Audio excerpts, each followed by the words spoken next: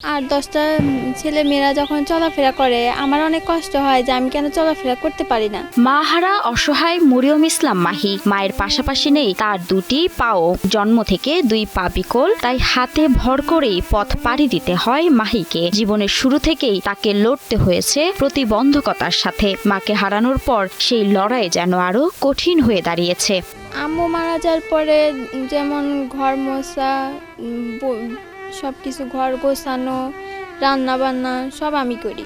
রান্নাবান্না থেকে শুরু করে কাপড় ধোয়া সবই সামলাতে হয় এক হাতে, কারণ সেই পরিবারের বড় মেয়ে। এই বয়সেই মাহি হয়ে উঠেছে বাবা আর ছোট বোনের অভিভাবক। আম্মু মারা যাওয়ার পরে ঘরের কাজ আমাকে, আব্বু আর আমার ছোট বোন তিনজনকে সামলাইতে হয়। মনে কষ্ট থাকলেও বুকে রেখেছেন সাহস। নিজের প্রতিবন্ধকতাকে স্বীকার করলেও হার মানেননি কখনো। আমার জন্মগতভাবে আমি প্রতিবন্ধী, আমার 2টা পা নাই।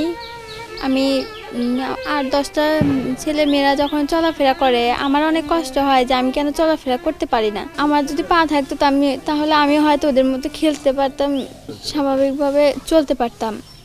মনে কখনো আমি সাহস হারাই না।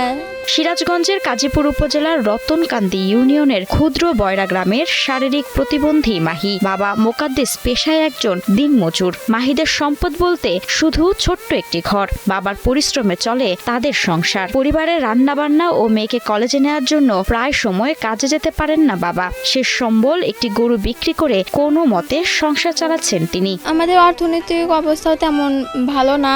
আব্বু দিনমজুর, জমি জমাও তেমন নাই।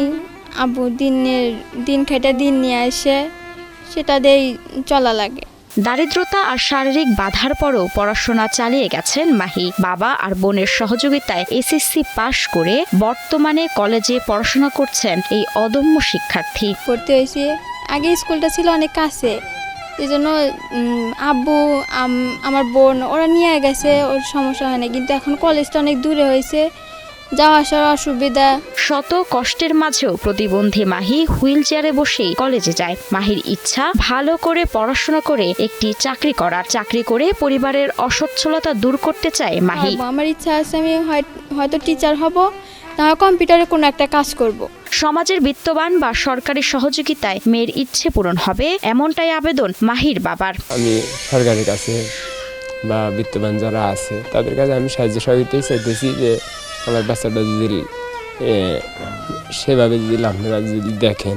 পারিবারিকভাবে অসচ্ছল এই পরিবারের পাশে হাত বাড়ালে মেয়েটির সুন্দর একটি ভবিষ্যৎ হবে বলে মনে করেন এলাকাবাসী। আমরা যদি সমাজের যারা বিত্তবান আছি, যারা হৃদয়বান ব্যক্তি আছি এবং সরকারের যারা দায়িত্বশীল ব্যক্তি আছেন, তারা যদি এই সমস্ত পরিবারের পাশে দাঁড়ায়, আসলে এতে সমাজে উপকৃত হবে।